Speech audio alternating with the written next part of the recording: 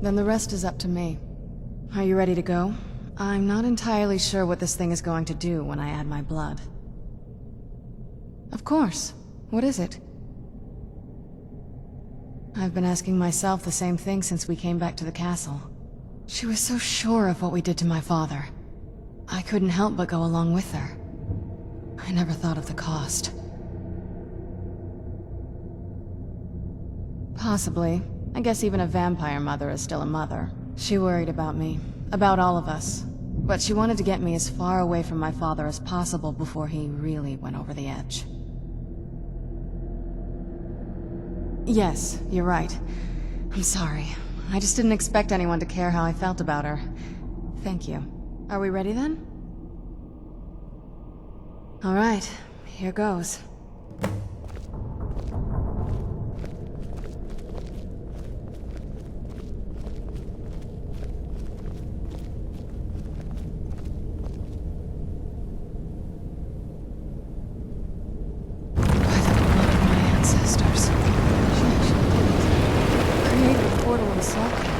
Incredible.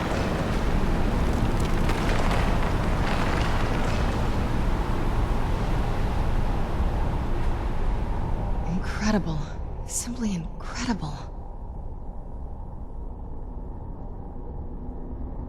The Soul Cairn is a tiny sliver of Oblivion, the realm of the Daedra.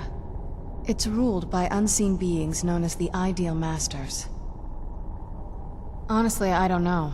Necromancers are always interested in souls, though, so that probably has some kind of interest. I had no idea her laboratory even existed.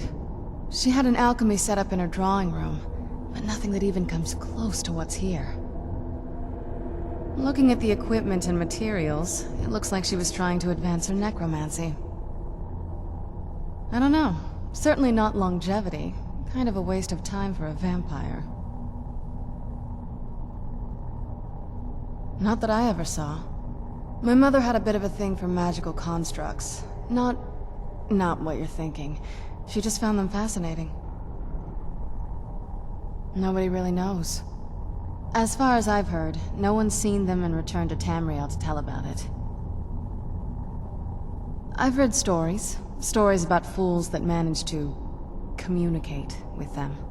You give the Ideal Masters souls, they give you powers to summon the undead. It's all very businesslike.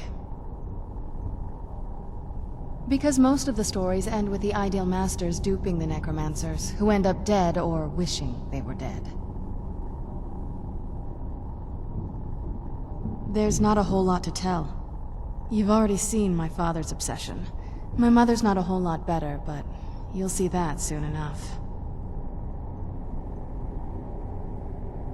My father...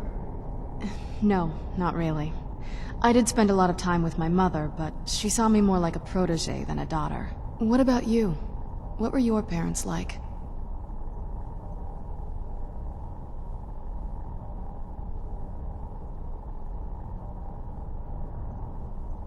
I know how that feels. I mean, I know it isn't the same thing, but I was a pretty lonely child myself. Not as much. Let's just keep going.